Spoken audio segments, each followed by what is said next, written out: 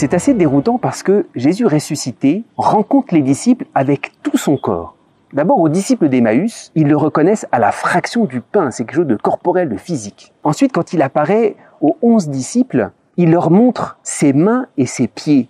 Et puis, c'est pas suffisant. Il leur fait toucher. Un esprit n'a pas de chair ni d'os comme vous voyez que j'en ai. Oui, c'est pas encore suffisant. Il leur dit ce que vous avez de quoi manger. Ils mangent un poisson grillé.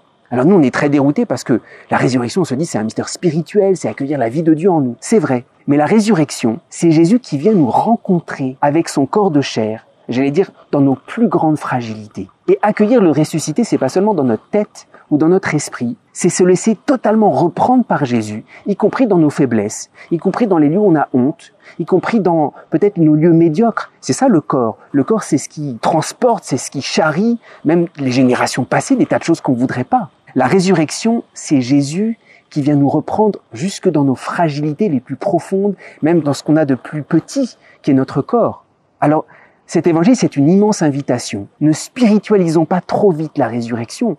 Tout cet évangile, Jésus mange, il se laisse toucher, il se laisse regarder, il se laisse palper. Et c'est très impressionnant. Ça veut dire que Jésus nous touche et on ne réalise pas le réalisme corporel de la résurrection et combien on doit se laisser envahir jusque dans notre corps de chair. Alors évidemment, c'est secret, c'est caché, mais il y a une vraie guérison de tout nous-mêmes. C'est toute notre personne que Jésus veut reprendre. C'est pour ça que le mystère de la résurrection, c'est un mystère de réconciliation avec tout nous-mêmes. Il faut offrir à Jésus pas seulement un poisson grillé, mais aussi tous les lieux où on est complètement découragé, tous les lieux de notre histoire. La résurrection, c'est le grand lieu de la réconciliation avec Dieu, mais de la réconciliation avec tout nous-mêmes.